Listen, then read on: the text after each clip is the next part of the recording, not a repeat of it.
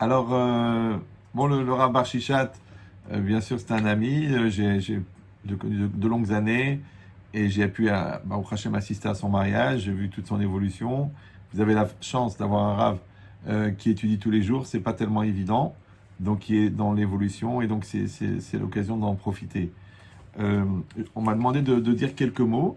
Alors, j'ai pensé, étant donné qu'on est à la veille de Shabbat, alors il y a une notion qu'on lit tous les soirs dans l'Echadodi. On dit Likrat Shabbat lechu venelecha, à la rencontre de Shabbat, allons et nous irons. Qui imekor aberacha, car elle est la source de la bénédiction. Merosh mikedem nesucha, depuis avant elle a été préparée. Sauf maase bemachashava techila, la fin de l'acte est dans la pensée au départ. D'accord, on dit ce chant tous les vendredis soirs. Maintenant, c'est intéressant de réfléchir. Qu'est-ce que c'est cette notion Sauf maase bemachashava techila. La fin de l'acte est dans la pensée au départ. Bon, si ça veut dire simplement qu'il y a toujours la théorie avant la pratique, d'accord. Il y a la machashava, c'est la pensée, et ensuite il y a le maasé, l'acte. Mais quand on dit sauf maasé, mais machashava trila, ça veut dire qu'en fin de compte, la finalité de ce qu'on va produire dans l'acte, elle est déjà dans la pensée au départ, la pensée qui est préliminaire à l'acte. Maintenant, cette logique ici, c'est de comprendre, toujours en deux mots, parce que c'est pas une vraie conférence, c'est juste un Dvar Torah, que le mot machashava en hébreu, il vient du verbe larchov, qui veut dire penser. Mais il vient aussi du mot chashuv, qui veut dire important. Maintenant, quand on dit marchive quelque chose, ça veut dire qu'on considère quelque chose. Maintenant, c'est intéressant que ce mot-là, marshava, d'accord, il veut dire, encore une fois, la pensée, et en même temps, il veut dire la considération. Donc, l'idée, elle est comme ça. C'est qu'un homme, il est censé faire ce qu'il dit. D'accord? Ça s'appelle l'honnêteté. Après, il est censé dire ce qu'il pense. D'accord? Ça s'appelle la cohérence. Après, il est censé penser ce qu'il pense. Maintenant, qu'est-ce que ça veut dire que quelqu'un, il pense ce qu'il pense? C'est-à-dire que, après, évidemment, vous avez compris il va faire ce qu'il pense vraiment. Comme quelqu'un, il dit, écoute, on est vraiment des amis, tu le penses vraiment? Oui, je le pense vraiment. Ah bon, alors pourquoi quand j'ai besoin de toi, t'es jamais là? Bon, c'est pas grave, je pensais que j'étais ton ami. L'autre, c'est pareil, il dit, j'aime ma femme, tu l'aimes vraiment, bien sûr, tu le penses, je le pense, alors pourquoi tu la frappes? Bon, il y a une incohérence. Donc, l'idée, c'est quoi? C'est qu'un homme, en vérité, toute sa vie, il fabrique sa pensée. Et sa pensée, c'est ce qui va être à l'origine de tout ce qu'il va faire. Pourquoi? Parce que Akadosh Baruch Hu, il va accomplir, avant d'accomplir en fonction de l'acte de la personne, il va accomplir en fonction de la pensée de la personne. Et l'essence de l'être, c'est sa pensée. Comme une espèce de diapositive qui est fixée à l'intérieur d'un projecteur. Et quand on allume la lumière, eh ben, on projette à l'extérieur. En fait, le diapositive, eh ben, c'est la pensée. Et la lumière, c'est la volonté. Et l'écran, c'est la réalité. Donc, on va trouver dans la réalité ce qu'on a dans la tête. Donc, c'est pour ça que quelqu'un qui a une pensée claire, eh ben, il a une vie claire. Quelqu'un qui a une pensée floue, il a une vie floue.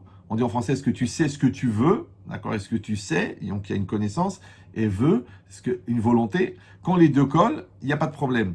Mais si la connaissance ou la pensée n'est pas claire, automatiquement, la projection aussi, elle n'est pas claire. Alors, on dit maintenant, cette logique-là, elle veut dire aussi, par exemple, souvent des gens me disent, mais vous savez, les enfants, on leur parle et ils ne les écoutent pas. J'ai dit, mais est-ce que vous leur dites ce que vous pensez? Alors, il dit, bah oui. Alors, parce qu'il faut savoir que les enfants ne comprennent rien, mais ils ressentent tout. D'accord? Et un enfant, il ne va pas faire ce que je lui dis, il va faire ce que je pense. Maintenant, le problème, c'est que si moi, je dis une chose que je ne pense pas, d'accord? Par exemple, je dis à l'enfant, tu sais, il faut être travailleur. Et moi, je suis paresseux. Je dis à l'enfant, tu sais, il faut pas regarder des choses dégoûtantes. Et moi, je regarde des choses dégoûtantes. Donc, automatiquement, en vérité, ça veut dire que je ne pense pas ce que je pense. Vous me suivez ou non? Mais l'enfant, lui, il va pas accomplir ce que je dis, il va accomplir ce que je pense. Mais si moi, je ne pense pas ce que je pense, donc je ne dis pas ce que je pense, puisque je ne pense pas ce que je pense. Vous me suivez toujours? D'accord? Donc, puisque je ne pense pas ce que je pense, l'enfant, il fait pas ce que je dis. Après, je dis, oui, pourquoi tu n'as pas fait ce que je t'ai dit? Mais en vérité, toi-même, tu ne le penses pas. Ben, de la même manière que l'enfant, il va faire ce que je dis si je le pense vraiment, la réalité aussi, elle va pas coller avec ce que je dis, la réalité, elle va coller avec ce que je pense. Et ça s'appelle l'archov, c'est sa pensée. D'accord? C'est pour ça que ça vient du mot chashuv. Ça veut dire qu'en vérité, ce que tu penses vraiment, c'est vraiment ce que tu considères. Ça veut dire que, Alors moi, j'ai dit une phrase comme ça au résumé. J'ai dit Imata Choshev Mashata Marshiv Zemachashava. Si toi, tu penses ce que tu considères, alors ça s'appelle une pensée. D'accord? Mais si dans ta tête, c'est une opinion, c'est une idée, c'est un vœu pieux, donc c'est un pieu que tu plantes et qui bouge jamais. D'accord? Donc ça s'appelle pas une pensée. Une pensée, c'est une pensée forte, c'est une pensée inscrite, c'est une pensée vécue, c'est une pensée intégrée. À ce moment-là, elle va s'accomplir dans la réalité. Ça, ce qui est marqué, sauf maaseh bemachashava techila. D'accord? C'est comme quelqu'un, il n'arrive pas à se marier, il fait un chidour, deux chidours. À la fin, tu dis, mais au fond, tu veux te marier ou non? Ah non, finalement, j'ai peur du mariage. Mais alors, c'est normal que ça marche pas. D'accord? L'autre dit, je comprends pas, j'ai eu 14 refus de prêt pour acheter la maison. Il dit, mais au fond, tu te sens de l'acheter? Tu te sens de payer le loyer? Ah non, le crédit? Ah non, en fait, j'ai peur de pas être capable d'assumer. Donc, au fond, tu vas à la banque, tu signes les papiers, mais au fond, tu le penses pas. D'accord? Tu penses pas que tu veux acheter. Donc, c'est normal que ça marche pas. Puisque ce qui va s'accomplir à la fin, sauf Maaseh, Bemachashava Techila. C'est ce qui est dans la pensée au départ. Donc cette pensée elle doit être claire, c'est-à-dire qu'un homme, il doit clairement savoir ce qu'il pense, et il doit être clairement savoir qu'il pense ce qu'il pense. À ce moment-là, ça s'appelle une Machashava. Vous me suivez toujours? Voilà. Maintenant, c'est très intéressant parce que dans le Ramban, Nachmanide, il explique dans un livre qui s'appelle Data Kedusha, qu'en fait, la semence de l'homme est faite à 99% de pensée. D'accord? Et nous, on sait que la semence de l'homme, c'est le constituant de toutes les caractéristiques de l'homme. D'accord? L'ADN de la personne, elle est dans sa semence, elle est dans son sang. D'accord? Donc ça veut dire quoi? Ça veut dire que si on dit que la Mahashava, c'est la pensée, et que la pensée, c'est la pensée profonde, ça veut dire que c'est mon essence, et que mon essence, elle est inscrite dans ma semence. Donc c'est normal que l'enfant, il va pas ressembler à ce que je lui dis ou à ce que je fais, il va ressembler à ce que je suis. Et ce que je suis, c'est ce qui est inscrit dans ma semence. Et là, on ne peut pas tricher. D'accord? Ça s'appelle l'ADN. D'accord? Et l'ADN, tu ne peux pas tricher. Si Chazvé Shalom, on trouve ton ADN sur une scène de crime, tu es condamné à mort. D'accord? Maintenant, c'est très intéressant parce que le Yud dans la Torah, ça représente la Chorma, ça représente la sagesse. D'accord? C'est aussi la première lettre avec laquelle Dieu a créé le monde. Et quand vous écrivez ADN, en hébreu, ça s'écrit Aleph, Dalet, Nun, plus le Yud de la Chorma, ça fait Ado, Naï. Vous me suivez toujours? D'accord. Et Adon, c'est le maître du monde. Et son nom, il est marqué partout. Et tu ne peux pas lui échapper, c'est le maître. Tu ne peux pas tricher. Comme tu ne peux pas tricher avec l'ADN, tu ne peux pas tricher non plus avec Hachem. Donc c'est très intéressant que l'essence de la personne, en fin de compte, maintenant vous avez compris, elle est inscrite dans sa pensée à 100%. Et elle est reproduite dans sa semence, elle est reproduite dans ses actes, elle est reproduite dans sa parole. Quand quelqu'un, il a une parole, d'accord, quand il dit quelque chose et qu'il le pense et qu'il accomplit et qu'il tient sa parole à 100%, sa parole, elle a une force extraordinaire parce qu'elle vient de son intériorité. Mais si quelqu'un, on dit en français, il est un peu léger, vous savez, il dit ça, mais il faut autre chose, il n'est pas cohérent, il n'est pas clair, il prend des vitamines illégales, donc il n'a pas une maîtrise totale de sa pensée, et ben c'est vrai que même dans ses actes, on voit qu'il est incohérent, on voit qu'il ne tient pas la route. Maintenant, cette logique, c'est quoi? Ça s'appelle Sof Maaseh, Bemachashava Techila, la fin de l'acte est dans la pensée au départ, et j'espère que j'étais assez pédagogique. Maintenant, pourquoi est-ce qu'on dit ça juste le vendredi soir? Pourquoi on dit ça Shabbat? Quel rapport avec le Shabbat? Alors il faut savoir une chose très intéressante, c'est que, vous savez que quand Hachem il a créé le monde, et qu'il est arrivé au 6e jour, et ensuite il y a eu le Shabbat, c'est marqué là-bas, Shabbat Vainafash, d'accord? Hachem s'est reposé, parce que Shabbat ça veut dire s'arrêter, se reposer, Shabbat Vainafash, d'accord? Il s'est arrêté, Shabbat Vainafash, et il s'est reposé. Ok. Maintenant, la Gemara elle dit, ne dis pas Vainafash, mais Venefesh. Venefesh. Qu'est-ce que c'est Nefesh? Alors Nefesh, d'accord? Bon, c'est par rapport au corps, mais il y a le corps de l'homme, il y a le Nefesh de l'homme, il y a le psychique de l'homme, des fois le Nefesh, il est assimilé à la Neshama, à l'âme. D'accord, mais c'est intéressant. Qu'est-ce que ça veut dire? Shabbat Venefesh. Alors le Rahaim Akadosh, il explique qu'en fait, que quand Hachem, il a créé le monde, en 6 jours, il a créé le corps du monde, mais ce corps n'avait pas encore de nefesh, c'est-à-dire n'avait pas de dimension intérieure.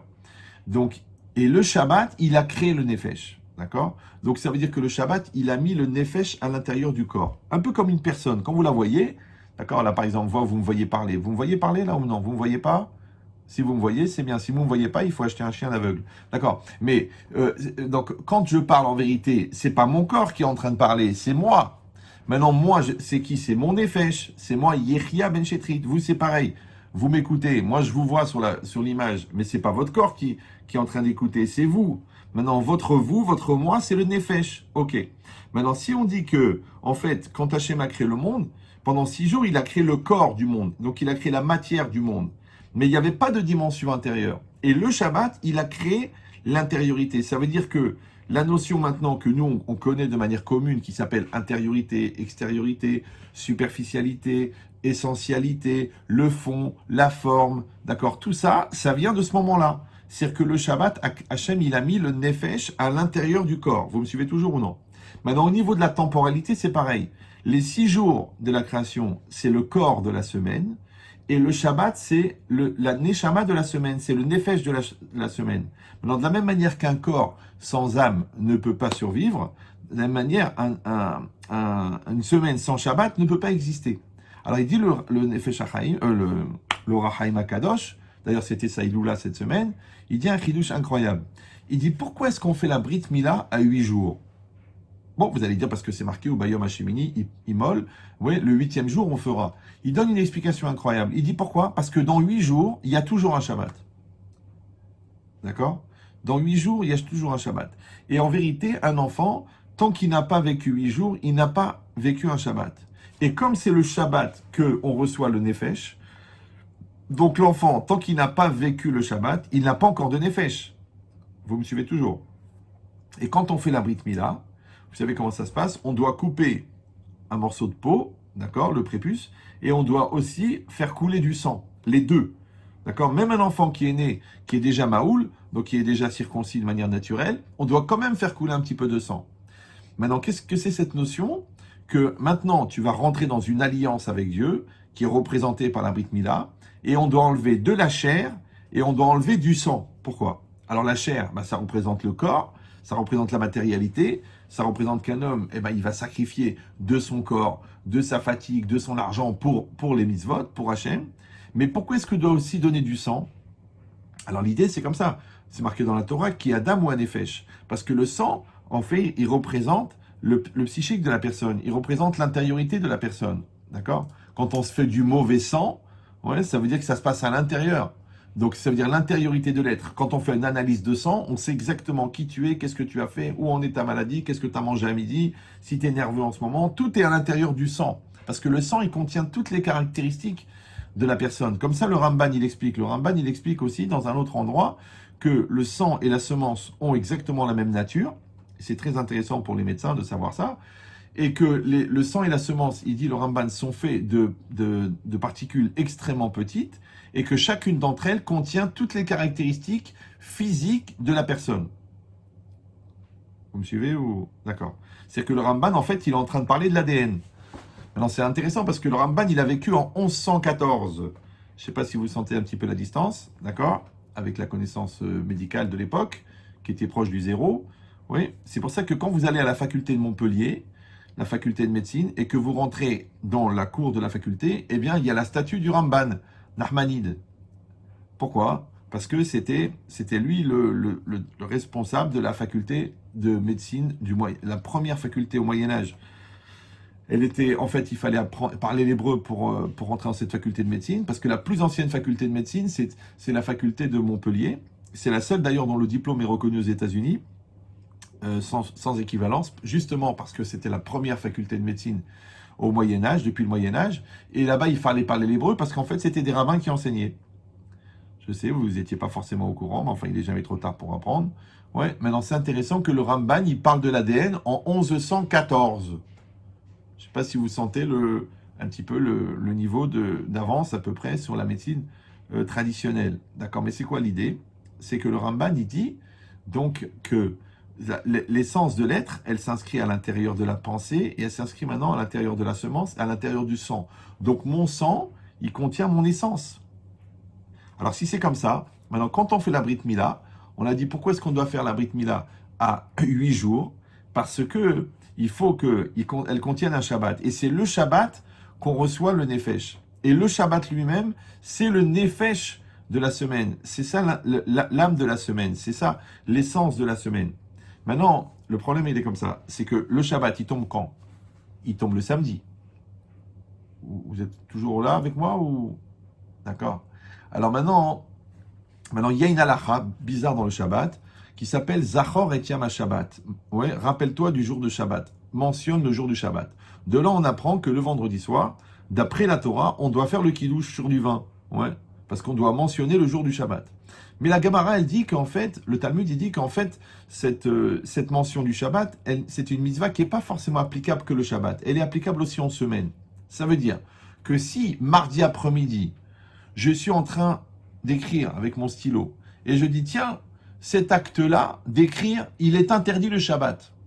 Vous me suivez ou non? Donc j'ai mentionné le Shabbat pendant la semaine. Eh bien, j'ai accompli la mitzvah de Zachor et Yom Shabbat pendant la semaine. Donc c'est pas seulement que le Shabbat, je dois mentionner le Shabbat en faisant le kiddush, même pendant la semaine, quand je vais penser au Shabbat ou je vais mentionner le Shabbat, ça s'appelle que j'ai fait la mitzvah de Zachor et Yom Shabbat. Maintenant, qu'est-ce que ça veut dire mentionner le Shabbat la semaine? Parce que le Shabbat, c'est Shabbat et la semaine, c'est la semaine. Ça veut dire quoi mentionner Shabbat la semaine? Alors, en résumé de résumé, parce que, encore une fois, c'est pas le moment de faire une vraie conférence, mais Rav Dessler, il explique. Si on dit que tout ce qu'on vit, d'accord, il y a toujours le fond et la forme, d'accord? Dans un acte, par exemple, il y a le geste que je fais et la volonté de faire ce geste. Dans quel esprit je le fais, dans quelle volonté je le fais, d'accord? Dans un temps que je vis, par exemple, je passe une heure, par exemple, là, je suis en train de parler, là, vous entendez ce que je dis, d'accord? Mais moi, j'espère que vous comprenez ce que je veux dire. Mais ce que je veux dire, je ne l'ai pas dit. Vous me suivez ou? C'est vous qui devez aller chercher ce que je veux dire à travers ce que je dis. Comme le père, toujours le père et le fils. Le père, il dit à son fils, fais cela. Alors le fils fait autre chose. D'accord? Parce que l'enfant est ingrat, même quand il est maigre. Donc le père lui dit, mais pourquoi tu n'as pas fait ce que je t'ai dit? Alors le fils, il dit, papa, j'ai fait ce que tu as dit. Alors le fils, il dit, oui, mais c'est pas ça que je veux. Alors le fils, il dit, alors même papa, il fallait me dire ce que tu veux au lieu de me dire ce que tu dis. Parce que moi, j'ai fait ce que tu as dit. Il dit, oui, mais ce que je veux, j'ai pas besoin de te le dire, c'est à toi de comprendre ce que je veux. D'accord? Ça s'appelle un dialogue de sourds. Ok. Maintenant c'est quoi l'idée? De la même manière, moi, je dis ce que je dis et je pense ce que je veux. Et vous, j'espère que vous comprenez ce que je veux au-delà de ce que je dis. Vous me suivez ou non? Maintenant, dans ce que je dis, la parole que je dis, c'est le corps de ma parole, mais la pensée, la volonté que j'ai, le message que je vais faire passer, ça, c'est l'âme de ce que je vous dis. Vous me suivez ou non? Pareil dans la prière, la Gemara elle dit Tfila blokavana qui est gouf bloneshama. Une prière qui n'a pas de concentration, c'est comme un corps sans âme. Maintenant, un corps sans âme, vous avez compris, c'est un cadavre. D'accord? Maintenant, quand quelqu'un est mort, il est mort. Maintenant, quand quelqu'un est mort depuis 5 minutes, en vérité, il a un système sanguin, il a un système respiratoire. Moi, j'ai parlé à des médecins, j'ai posé la question, j'ai dit, mais qu'est-ce qui fait qu'un homme meurt? Il a un système sanguin, un système respiratoire, il a tout. Pourquoi il est mort? Il est mort de quoi? Ben, il dit, il est mort, c'est la mort. En vérité, nous, on a une explication. On dit que la Neshama a quitté le corps. Mais eux, comment ils peuvent expliquer que quelqu'un meurt? Pourquoi quelqu'un meurt? Ça veut dire quoi, il meurt? D'accord? Ça veut rien dire. Alors, en vérité, l'idée, c'est ça. C'est que quand l'âme a quitté le corps, eh ben, le corps, il est inerte. Il est mort. Ouais. C'est comme dans un couple, s'il n'y a plus d'amour, il n'y a plus de confiance. Ben, il reste l'homme et la femme, mais il reste le corps du couple. Mais il manque la Neshama, l'âme du couple. Vous me suivez ou non? C'est pareil dans une communauté. Il y a monsieur et monsieur et monsieur et madame et madame et madame. Mais en vérité, l'âme de la communauté, eh ben, c'est la solidarité qui entre dans la communauté, c'est l'amour qui est entre les gens, c'est le fait qu'ils communiquent, qu'ils soient ensemble. Donc, il y a l'âme de la communauté et le corps de la communauté. Vous me suivez toujours? Maintenant, puisque dans toutes les dimensions, il y a toujours le corps et l'âme, il y a toujours l'intériorité et l'extériorité. Donc maintenant, dans chaque acte que l'on fait dans la semaine, chaque acte que l'on fait, il a un sens. On sait pourquoi on le fait. D'accord? Alors moi, j'ai dit une idée comme ça. J'ai dit, pourquoi le mot kavana, en hébreu, il veut dire la concentration, il veut dire aussi la signification. Quand on dit en hébreu, ma kavana baiser, quelle est l'intention, quelle est la signification? Mais en même temps, ça veut dire aussi, kivun, en hébreu, c'est la direction. D'accord? Ma kivun, quand vous demandez ma kivun le Yerushalayim, quelle est la direction pour aller à Jérusalem? En hébreu moderne, kivun, ça veut dire direction. Ok. Maintenant, ça veut dire que maintenant, le mot kivun, il veut dire signification et direction. D'accord? En français, en fait, c'est la même chose. Parce que le mot sens, en français, S-E-N-S, il veut dire le sens, c'est-à-dire le sens la direction, mais venir aussi la signification. D'accord? Alors, je vous donne une clé dans la pensée Benchet-Trital. D'accord? C'est que, en fait, si tu vois, par exemple, vous voyez des gens, par exemple, ils rentrent, ils passent leur bac, et puis ils font un an de médecine. Puis après, ils se découragent, ils rentrent en pharmacie. Après, ça leur plaît pas, je sais pas, ils essayent de faire du droit. Et puis ils se découragent, hop, ils partent à Miami, ils vendent des t-shirts. Après, ils reviennent, leur père, il leur ouvre une pizzeria, ils se lancent dans la pizza. Après, ça les dégoûte, c'est trop manuel, alors après, ils se lancent dans la philo. Après, ils veulent faire les beaux-arts. Alors à un moment, le père, il arrête, il dit, écoute mon fils, tu vas prendre 5 minutes et tu vas décider qu'est-ce que tu veux. Pourquoi? Parce qu'il y a plein de gens qui font plein de choses dans l'espoir de se surprendre à savoir ce qu'ils veulent. Vous voyez ce que je veux dire ou non? Comme dans un couple, le gars il dit je veux la paix. Alors tu dis arrête de crier, arrête d'insulter, arrête de pourrir la vie de l'autre, parce que tu veux la paix. L'autre il dit oui je voudrais la bracha. Alors arrête de voler, arrête de mentir, arrête de tricher. L'autre il dit oui je voudrais la confiance. Alors arrête de mentir. Tu mens à tout le monde, après tu dis j'ai pas la confiance des gens. Donc ça veut dire quoi? Ça veut dire que quand ma pensée n'est pas cohérente avec mon acte, c'est normal que j'obtiens pas le résultat. Puisque la pensée, on a dit que c'est l'âme de l'acte, et l'acte, c'est le comportement. Donc maintenant, si je dis que toutes les dimensions, elles sont comme ça, dans toutes les dimensions, il y a toujours le fond et la forme. Donc automatiquement, dans chaque heure que je vais vivre pendant la semaine, chaque acte que je vais faire, eh ben, je vais faire cet acte-là avec une certaine intention, avec une certaine pensée, avec une certaine volonté. Cette volonté, vous avez compris, c'est l'âme de cette heure-là, c'est l'âme de cet acte-là, dont l'acte, c'est le corps physique, d'accord? Et l'intention, c'est l'âme de cet acte. Si vous ne comprenez pas ça, ça ne sert à rien que je continue. Vous avez compris ça ou non? Oui, non? Vous êtes déjà fatigué? Le Rav Bachichat, il m'a dit attention, c'est des intellectuels, faut monter le niveau et tout ça, sinon ils vont s'ennuyer. D'accord? Donc, mais l'idée, c'est quoi? En vérité, c'est simple. Non, mais j'ai fini. Après, je vais vous laisser tranquille pendant 8 ou 9 ans. Mais l'idée, c'est quoi? C'est que, en fait, si on réfléchit, c'est comme si, par exemple, vous avez, en géométrie, vous avez des segments de droite. D'accord? Si vous voulez mettre tous les segments de droite sur une seule droite, il faut que tous les axes, ils se superposent les uns aux autres. De la même manière, quand tu vois que ta vie à toi, elle est insensée, donc elle n'a pas de sens, d'accord? C'est pourquoi. Alors je te dis pourquoi. Parce que la vie, c'est une série d'actes. Or, pour que ta vie ait un sens, il faut que chacun de tes actes ait un sens. Ça veut dire que si tes actes n'ont pas de signification, donc c'est normal que ta vie, elle soit insensée. C'est pour ça que tu fais n'importe quoi de ta vie, d'accord? L'autre, il dit j'aime ma femme, mais il la trompe. L'autre, il s'investit dans le business, mais il se lève pas le matin. L'autre, il lance des projets, mais il accuse tout le monde. L'autre, il est toute la journée en train de dire que c'est à cause des autres qu'il réussit pas, mais en fin de compte, il se donne pas les moyens. L'autre, il dit que tout le monde est têtu alors que lui, il est psychorigide. Donc tous ces gens-là, qui en fin de compte ont un comportement insensé, c'est simplement parce qu'ils ne veulent pas refaire le lien entre le sens, c'est-à-dire la signification, et la direction. Vous me suivez toujours?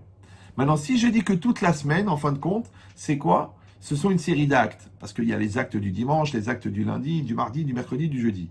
Et on a dit que le Shabbat, c'est quoi? C'est la Neshama, c'est le sens des choses, c'est la profondeur des choses. Et que dans chaque acte, il y a une âme. Donc en vérité, qu'est-ce que je fais toute la semaine?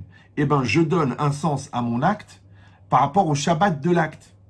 D'accord? Et le Shabbat de l'acte, on a dit, c'est de mentionner le Shabbat. C'est ça, mentionner le Shabbat. Mentionner le Shabbat, c'est-à-dire que si chaque acte que je fais, il a un sens. C'est-à-dire que quand je mets les tefilines, eh ben, je les mets en pensant à Dieu. C'est pas en vérifiant mes emails. D'accord? Et quand je fais la prière, je suis concentré sur ce que je suis en train de parler à Dieu. Et quand je mange cachère, eh ben, je fais attention parce que j'essaie de mettre en application la relation avec le divin. Et quand je préserve mes yeux de ne pas regarder une chose qui n'est pas jolie, c'est parce que je sais que la sainteté, c'est un lien de proximité avec le divin. Et quand je casse mon orgueil, c'est parce que je sais que l'orgueil me sépare du divin. Donc en vérité, chaque acte que je fais, et c'est ça la religion. C'est quoi la religion en fait? La religion, c'est de donner un sens à tout ce que je fais. C'est pour ça que chaque mitzvah, elle donne un sens à ce que je fais. Et c'est pour ça d'ailleurs aujourd'hui que les sociologues, ils disent pourquoi la société elle est malade, pourquoi il y a 29 millions de personnes qui prennent des antidépresseurs en France, pourquoi est-ce que les jeunes ils prennent de l'alcool et du shit et tout ça. Et les sociologues non juifs, ils disent parce que cette société manque de sens. D'accord? Et le sens c'est quoi? C'est l'essence. Maintenant, nous, toute notre vie, la recherche et la perpétuité du sens. C'est-à-dire qu'un juif qui a une vie insensée, c'est normal. Pourquoi? Parce qu'il a pas donné de sens. Or, c'est quoi le sens de la vie? Mais c'est très simple. C'est marqué dans la Torah, Ubechukotai telechu. Dans mes lois, vous irez. D'accord? Maintenant, des fois, c'est marqué, vous garderez, Tishmeru, Ta'asu, vous accomplirez, Tekayemu, et des fois, c'est marqué, Ubechukotai telechu. Dans mes lois, vous irez. Le Zohar, il dit Adam Oler. L'homme, il est en mouvement. D'accord? Albert Einstein, il a dit, le secret de l'univers, c'est le mouvement. Maintenant, c'est très intéressant parce que telechu, ouais, ça veut dire vous irez. D'accord? Ça vient du verbe lalechet, qui veut dire aller. Maintenant, la halacha, c'est la loi. C'est bizarre que la halacha, qui est la loi, elle a la même racine que le mot lalechet, qui veut dire aller. Vous me suivez ou? D'accord? Alors maintenant, l'idée, c'est quoi? C'est pour ça que le matin, tous les matins dans la prière, à la fin, vous voyez, qu'est-ce qu'on dit? Dans Tana de Biliaou, on dit Altikre alichot et la halachot. Ne dis pas alichot, déplacement, mais halachot, loi. Mais quel rapport entre le déplacement et la loi? En fait, c'est très simple. C'est parce que la trajectoire de déplacement d'un juif, c'est la loi. Facile. La trajectoire de déplacement d'un juif, comment un juif se déplace dans la vie? Selon la loi. Si quelqu'un il va dire oui, mais vous comprenez, on est en 2020, ça veut rien dire, une halakha qui a été donnée il y a 3500 ans. Il faut juste savoir une chose, pour les gens qui ont pris le temps d'utiliser leur cerveau pour autre chose que digérer, c'est que Hachem, il a écrit la Torah avant de créer le monde. Donc quand Dieu a écrit la Torah, le monde n'existait pas. Et quand Dieu a créé le monde, il a créé la matière. Et quand il a créé la matière, il a créé le temps. Ça veut dire que la Torah existait avant que le temps existe. Maintenant, si la Torah existait avant que le temps existe, donc elle ne peut pas être dépassée par le temps, puisqu'elle ne subit pas le temps, puisqu'elle est intemporelle. Donc ça ne veut rien dire de dire, ma Torah, elle a 3500 ans, elle est dépassée, puisqu'elle n'est pas soumise au temps. Donc ça, c'est juste une logique philosophique facile à comprendre. Maintenant, si c'est ça, donc maintenant, quand j'ai une halakha, ouais, et nous, on a une halakha qui marche depuis 3500 ans, ça veut dire on a produit des centaines de milliers de tzadikim, d'accord? Dans le monde profane, tous les 50 ans, ça change. On essaye le capitalisme, on essaye le communisme, on essaye le bouddhisme, le nudisme, chacun essaye de trouver des... Mais nous, on a des lois qui marchent très très bien. Elles marchent très très bien depuis 3500 ans. Et en vérité, pourquoi elles sont bien? Eh ben parce qu'Hachem, il a créé le monde avec ces lois-là. Puisque Dieu, il a regardé dans la Torah pour créer le monde. Donc c'est normal qu'il y ait une corrélation 100% entre la Torah et la loi. Maintenant, quand c'est marqué Ubechukotai telechu, dans mes lois vous irez, on a compris que la trajectoire de déplacement d'un juif, eh ben, c'est la loi, et c'est évident. D'accord? Donc si c'est comme ça, maintenant, quand quelqu'un, maintenant, toute la semaine, qu'est-ce qu'il va faire en vérité? Chaque acte qu'il va accomplir, il va donner un sens. Ouais?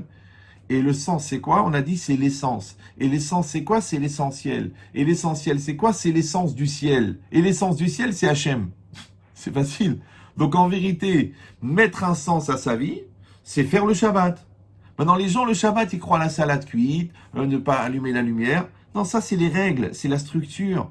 D'accord? Mais l'important, c'est quel est le sens du Shabbat. Maintenant, quand vous avez compris qu'en fin de compte, toute sa vie, on prépare, toute la semaine, on prépare le Shabbat. D'accord? Ben, c'est comme dans un couple. Quand un couple, il est encore dans les gamineries, toi, ta sœur, ta race, vous, les Tunisiens, vous, les Marocains, en vérité, il est encore dans le rôle, il est encore dans le profane du couple. Quand le couple, il atteint sa maturité, c'est-à-dire que les deux essences, les deux adultes, eh ben, ils sont ensemble, ils sont solidaires. Ça, c'est le Shabbat du couple. Normalement, quand on a passé les étapes de la bêtise du couple, on arrive à un moment où on peut se parler en adulte sans voir mal et sans se vexer et sans s'énerver. Vous savez, c'est quoi la confiance dans un couple? Vous savez ce que c'est ou non? C'est pas de se dire, oh, mon mari, il n'a pas été avec quelqu'un d'autre. Non, c'est que quand mon conjoint me fait une remarque, je ne le prends pas comme un reproche. Je sais, on en est tous loin, d'accord? Mais c'est ça l'idée. Donc ça veut dire quoi en vérité? Ça veut dire qu'on est dans la solidarité 100%. On n'est plus dans la rivalité. Et bien ça, c'est quoi? C'est l'âge adulte du couple. De la même manière qu'il existe, et l'âge adulte du couple, c'est le Shabbat du couple. C'est pareil, toi, tu as travaillé, tu as payé ton pavillon, tu as mis de l'argent de côté, tu as ta retraite. Eh bien, tu es dans ton Shabbat. D'accord? Toi, tu étais un gamin, tu étais un enfant, ta fille de la crise d'ado, tu es devenu un Ben Adam, tu es devenu un adulte, maintenant tu es posé, tu es quelqu'un de sérieux, tu es quelqu'un qui sait ce qu'il veut. En fait, c'est dans la dimension Shabbat. Eh bien, en fait, c'est quoi le Shabbat? Le Shabbat, c'est le moment où tu vas récupérer le résultat de tout le travail fourni avant. C'est comme quand tu fais 10 ans de médecine, après tu es médecin. Et ben c'est comme si les 10 ans de médecine, c'est les 6 jours de la semaine, et le statut de médecin, avec la maturité de médecin, c'est le Shabbat. Vous me suivez ou non? Maintenant, pour que toi, tu arrives à un statut de médecin à la fin des 10 ans de médecine, il faut que tu aies travaillé pendant les 10 ans de médecine. Donc, on a compris qu'en fait, le Shabbat, on le travaille pendant la semaine, on le construit pendant la semaine. Maintenant, pourquoi il y a Shabbat chaque Shabbat? Ouais.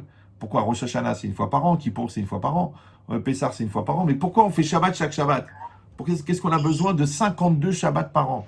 Et qu'est-ce qu'elle dit, la Gemara? Elle dit que quand quelqu'un fait Shabbat, en vérité, à la fin, il va mériter le monde futur. Et qu'est-ce que c'est le monde futur? C'est Yom Shekulo Shabbat. C'est un jour qui est entièrement Shabbat. Et un peu, c'est normal. Pourquoi?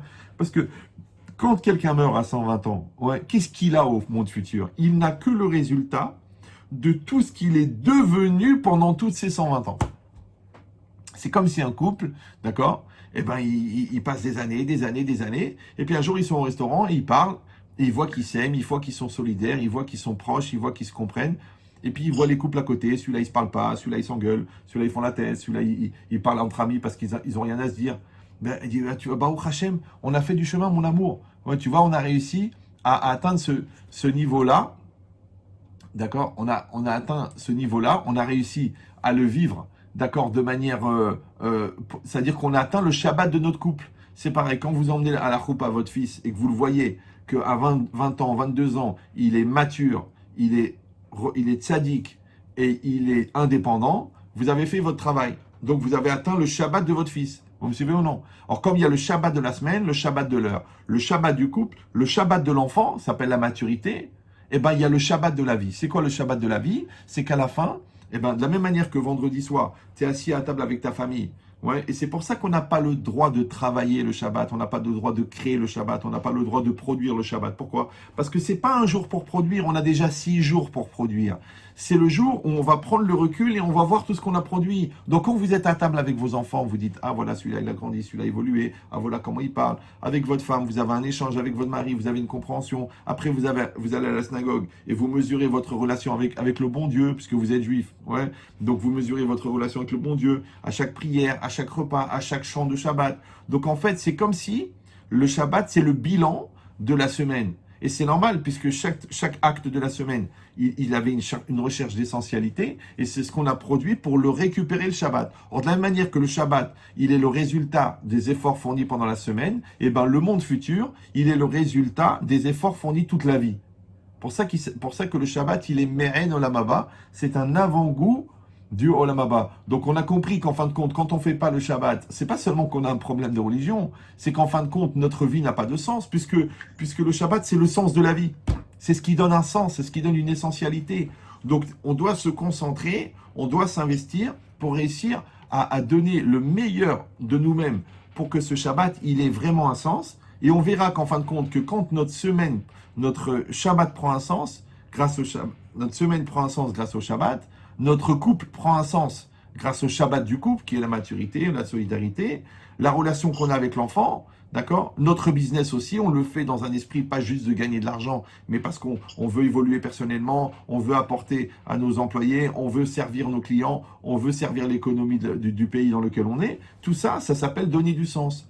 Eh bien, tout l'intérêt de la religion, c'est de donner du sens à la vie. C'est pour ça que le Shabbat, il est tellement central dans la religion, et que c'est marqué que celui qui accomplit le Shabbat, c'est comme s'il avait accompli les 613 mitzvot. Or, chaque mitzvah, elle est là pour donner un sens à l'acte qu'on accomplit. Donc, on souhaite, Bezrat Hashem, que ces quelques mots, j'ai fait 34 minutes, je m'excuse, j'ai dépassé de 4 minutes, mais en fait, je vous ai fait un cours d'1h30 en 30 minutes. Donc, j'espère qu'ensuite, vous prendrez un cachet ou une tisane pour vous remettre intellectuellement.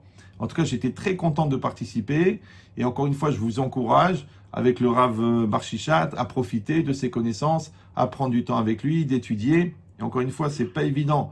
Les rabbins qui prennent le temps d'étudier tous les jours, donc il est rempli de Torah. Donc essayez d'utiliser, d'accord, c'est pas on n'utilise pas une Lamborghini pour aller jeter le pain, d'accord?